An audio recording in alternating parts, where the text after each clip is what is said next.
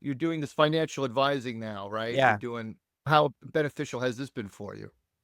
Yeah. With what we do now, we're 1099s now, right? So we're, Yeah. independent contractors, business owners. That 1099 alone helps with a lot of the tax issues we were having before as nurses, as W-2s. So W-2s, yeah. yeah, so having the 1099 definitely helped us a whole lot in terms of the taxes. Because before then, as a W-2, you're limited on your write-offs, right? You can Yeah. write off your 401k contributions. If you have kids, they could be tax shelters, your mortgage. But sometimes if we're already doing all those things and still having to pay taxes at the end of the year, then we have to look at other ways we can be able to increase our deductions. So that's why our Mhm. 1099 has really helped with that. I think people forget that tax savings is an important aspect of wealth building because it's about being able Yes. to keep what you can make. What you make as a Yes. $200,000 as a W-2 is very different as $200,000 in a 1099. Correct. The 1099 get to keep Yeah. much more and get to do something with it. All these things that blew my mind in my journey. For example, if you're selling a house and maybe if you reinvest to avoid capital gains, or Mhm.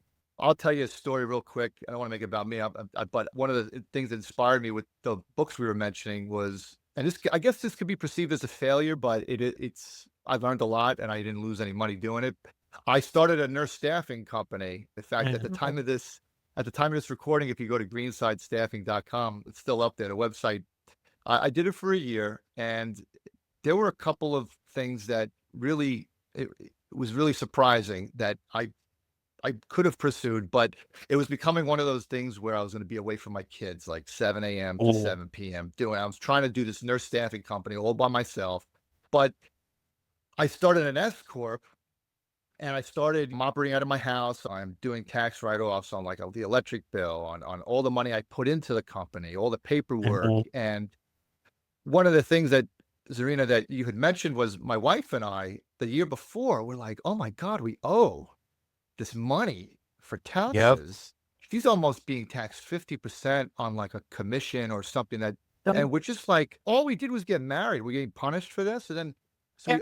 we owed like over $10,000. And then the year I did this company, we got back like Yeah. $1,000. Yeah. And it just was like, okay, it didn't work out. I was given an opportunity where I could have worked with one of the biggest staffing companies. It was through a veteran-owned small business, and they have this sort of like apprenticeship type of thing. So if your veteran-owned small business is so big, but you're another one that's small, it's one of those things. But it would have been like a lot of hours. And I had to like really look in the mirror and be like, "Do you want to see your kids?" So I was Yeah. like, you know what? So I closed it up, and like I said, it didn't cost me anything. And I say this because I learned so much in the doing of it. I had actually done it, and I try to tell people, like, don't be afraid to fail or to go for it. I have a buddy who owns a company, he's doing 7 figures, but it's his 3rd company. The 2 that Mhm. were failures, they Mhm. failures because he couldn't have done this company without those other 2. Correct. But that's something I always promote. Just don't be afraid to go for it. In this type of business model, I didn't have to take out a business loan and anything like that. I always say to people, if you don't be afraid to fail. Were there pursuits that you had done where you learned the hard way? Oh, Oh this my hasn't God. worked out as much.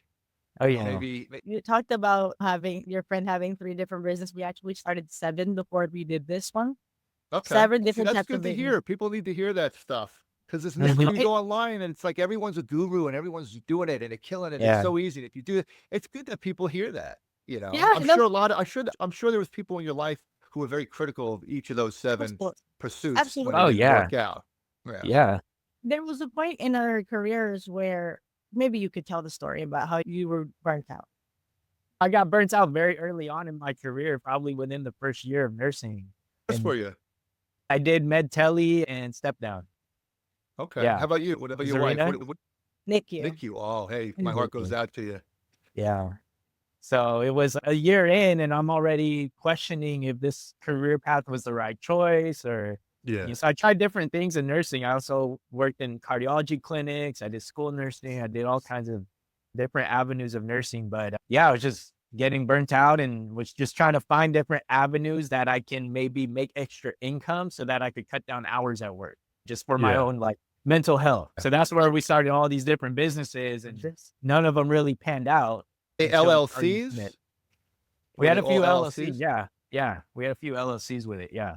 Yeah, the S corp for mine because I had ambitions for outside of the state, and it just seemed like it was an extra level of protection. My dad owns an S corp. He's a forklift mechanic, or was. He retired, but Okay.